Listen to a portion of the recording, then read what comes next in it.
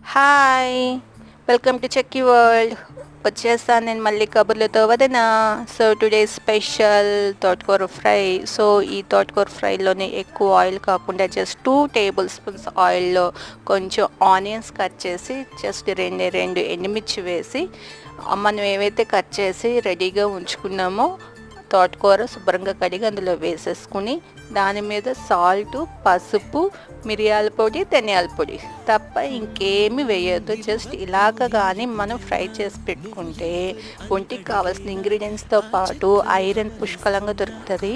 So ఇలాంటివి maximum ఎవరికైనా మనకి ఆపరేషన్స్ నెక్స్ట్ డెలివరీస్ అవుతాయి కదా, అలాంటప్పుడు అన్నంలోని వేసి పెడితే వాళ్ళకి కావాల్సిన బ్లడ్ అనేది రీజనరేట్ అవుతుంది. ఓకే వదినా, అర్థమవుతుందా నీకు?